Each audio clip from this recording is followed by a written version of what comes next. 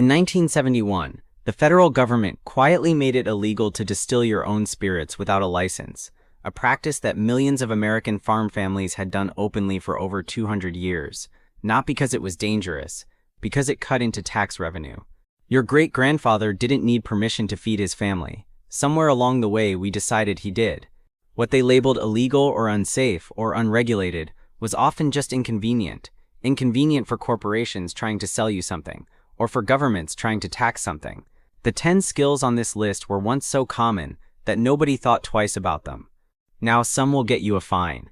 A few might get you a visit from a county inspector, but all of them still work, and your ancestors proved it. Before we get into the countdown, if this kind of forgotten knowledge matters to you, hit subscribe. There's a lot more where this came from.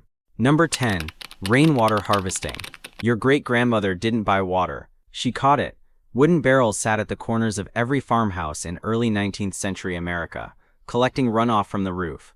A single well-placed 55-gallon barrel could capture enough water from one good rain to keep a kitchen garden alive for weeks.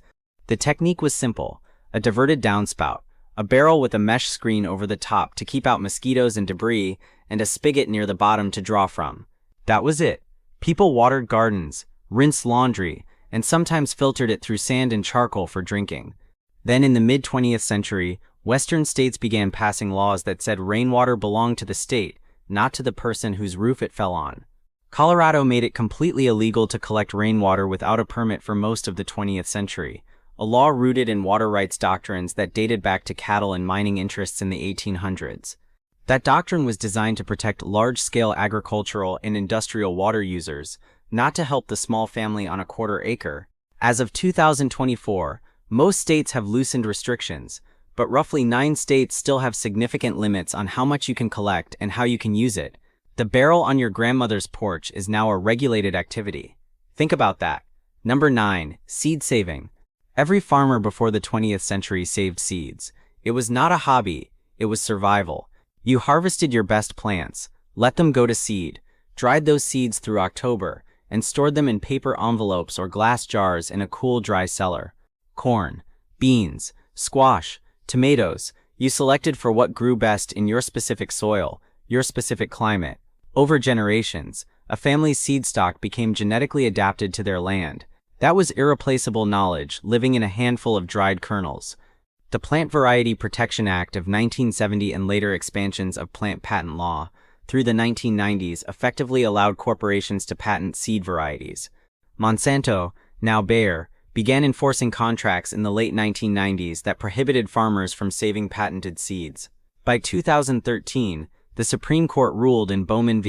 Monsanto that a 75-year-old Indiana farmer could not replant soybeans he had legally purchased. He owed Monsanto $84,000. Saving non-patented, open-pollinated seeds is still legal everywhere in the United States.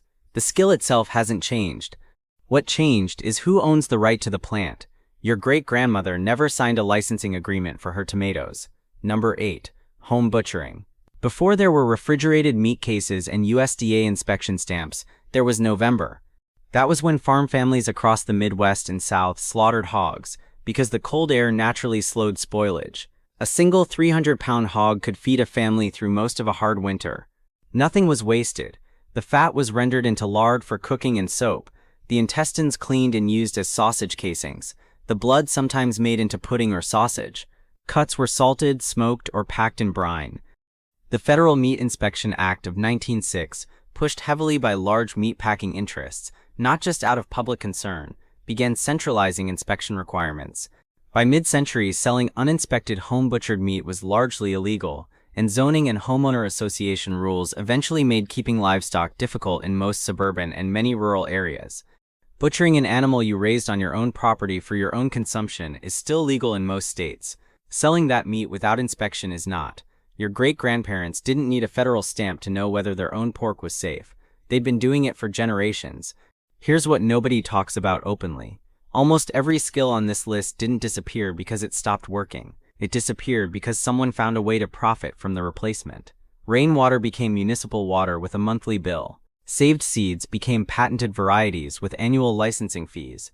Home-butchered meat became a product sold in a store with a margin attached. The pattern is consistent, and it's worth naming clearly before we go further. Number 7. Well digging and hand pump installation. Before rural electrification came to most of the country in the late 1930s and 40s, a hand-dug well and a cast-iron pitcher pump were how families got water. Men dug wells by hand, sometimes 30, 40, 50 feet down, using a pick, a shovel, and a hand-cranked windlass to haul up buckets of earth. The pitcher pump on the kitchen counter or the back porch was the household water system. It cost almost nothing to operate and needed no electricity to run. Today, well drilling is regulated in every state, often requiring licensed contractors and permits. Many counties prohibit new hand-dug wells entirely. The reasoning is legitimate in some cases. Groundwater contamination is real, but a hand pump on an existing well, drawing clean water with zero electricity, is a skill almost no one under 50 has seen demonstrated. If the power goes out for 2 weeks, that pump still works. Number 6. Herbal medicine and root doctoring. Before the American Medical Association consolidated its authority over licensed medicine in the early 20th century, rural communities relied on what was called root doctoring or yarb doctoring, treatment using locally gathered plants, elderberry for fever and colds, slippery elm bark for sore throats and digestive trouble, yarrow to slow bleeding, plantain leaf poulticed on insect stings. These weren't superstitions. Many of these plants contain compounds that modern pharmacology has since confirmed as active and effective. The Pure Food and Drug Act of 1906, and then more aggressively, the Federal Food, Drug, and Cosmetic Act of 1938, gave the FDA authority to regulate what could be sold as medicine. By the mid-20th century, claiming that a plant or preparation could treat a disease was legally risky without going through a clinical approval process that cost millions of dollars, a process no one was going to fund for plantain leaf. Using plants for personal and family health is still legal. Selling them with specific medical claims is heavily restricted. Your great-grandmother's knowledge of what grew along the fence row is not illegal to possess. It's just not profitable for anyone to teach it to you, so nobody does. Number 5. Raw milk production and direct sales. Dairy farmers in the 19th century didn't pasteurize milk. They couldn't. Pasteurization at scale requires industrial equipment. What they did instead was keep clean barns, healthy animals, and short distances between cow and customer. Raw milk from a healthy cow in a clean environment is what humans drank for thousands of years. Your grandparents' grandparents never knew anything else. Louis Pasteur's process became commercially standard after the 1880s, but mandatory pasteurization laws in the United States came largely in the 1920s through the 1940s, pushed in part by large commercial dairies that could afford the equipment and saw pasteurization as a way to disadvantage small producers. By the mid-20th century, selling raw milk across state lines was federally prohibited. Today, only about half of states allow some form of raw milk sale, often heavily restricted to farm direct purchases. A farmer selling a product his family has produced for generations now needs to navigate a regulatory framework designed around industrial dairy operations. The small farm didn't get safer, it got regulated out. Number 4. Food preservation without refrigeration. Before the electric refrigerator became a household fixture in the 1940s and 50s, American families preserved food through lactofermentation, root cellaring, smoking, salting, and canning. Fermented vegetables, sauerkraut, pickles made in brine rather than vinegar were a winter staple. A properly built root cellar maintained temperatures between 32 and 40 degrees Fahrenheit naturally, keeping carrots, turnips, apples, and potatoes through February without a single watt of electricity. None of this is illegal. But the knowledge has nearly vanished from 2 generations of families who grew up with refrigerators and grocery stores. When the power goes out for an extended period, most people have no framework for keeping food safe that doesn't involve a freezer. Your great-grandmother could have fed her family through a 2-week blackout without breaking a sweat. Most people today could not. The disappearance here wasn't regulatory. It was cultural. Convenience replaced competence so gradually that nobody noticed what was being lost. Number 3. Home distillation. As mentioned at the top, distilling spirits without a federal license has been illegal since 1951, reinforced repeatedly through the Bureau of Alcohol, Tobacco, Firearms, and Explosives regulations. But from the colonial period through Prohibition, home distillation of whiskey, brandy, and applejack was as common as baking bread. George Washington himself operated one of the largest whiskey distilleries in early America at Mount Vernon, producing nearly 11,000 gallons in 1799. The Whiskey Rebellion of 1794 was literally a frontier uprising against the federal government's attempt to tax home distillers. The technique itself is straightforward. Fermented grain or fruit mash, heat, condensation, collection. The danger people cite is real but overblown when proper methods are used. Methanol, the genuinely toxic byproduct, comes off first at lower temperatures and can be discarded. Your ancestors knew this. They did it safely for 2 centuries. In most states, owning a still is legal. Operating it without a license is a federal offense. The government didn't make this illegal to protect you from bad liquor. They made it illegal to protect tax revenue. Number 2. Open burning and land clearing.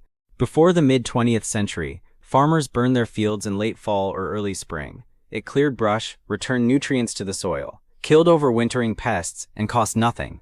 Controlled burning is one of the oldest agricultural tools in human history, used by Native American communities for thousands of years before European settlement, and adopted immediately by European settlers, who saw how well it worked. By the 1960s and 70s, most states began enacting open burning restrictions driven by Clean Air Act regulations. Legitimate air quality concerns exist. Concentrated urban burning is genuinely problematic, but the restrictions swept up rural agricultural burning as well. Many farmers today cannot burn a brush pile on their own land without a permit. The Smokey Bear campaign, launched in 1944 by the Ad Council in partnership with the U.S. Forest Service, was effective enough at changing public perception that controlled burning became associated with recklessness, regardless of context. The practice that indigenous land managers used for millennia was rebranded as irresponsible. Prescribed burning permits are available in most states. The skill of reading wind, humidity, and fuel conditions to burn safely is nearly gone, but it still works the same way it always did. Number 1. Building your own shelter without permits. For most of American history, a man could build a cabin on his land and move into it. No permit, no inspection, no setback requirements, no minimum square footage. The homesteaders who filed claims under the Homestead Act of 1862 were legally required to build and occupy a dwelling, and they did, usually without a single government official telling them how tall the ceiling had to be. Log cabins, sod houses, timber frame structures, built by hand, by people who learned from watching their fathers and neighbors. Modern building codes began spreading significantly through the 1950s and 60s, and by the 1980s, essentially every county in America required permits for permanent structures. The codes exist for real reasons in some contexts: fire safety, electrical grounding, structural integrity, but minimum square footage laws and prohibitions on certain simple structures have nothing to do with safety. They exist to protect property values and the construction industry. A 400 square foot well-built cabin is not unsafe, it's just inconvenient for the local tax base. In a small number of rural counties, particularly in states like Missouri, Tennessee, and parts of the rural West, you can still build a simple structure with minimal interference. That window is closing every decade. Here's the thing that ties all of this together. Your great-grandparents were not reckless. They were competent. They could read weather, build shelter, preserve food, treat illness, raise and slaughter animals, and manage water, all without a single corporate product or government permit. That competence was not taken from them in one moment. It was eroded slowly, replaced piece by piece with a licensed professional, a store-bought product, or a regulation that said you needed permission first. You don't have to live off-grid to reclaim this. You just have to start somewhere. Pick one skill from this list. Learn it this week. Try it. Tell someone else how it works. That's how this knowledge survived 200 years in the first place. Not in books, but in practice. Which one are you starting with? Tell me in the comments. I read every one.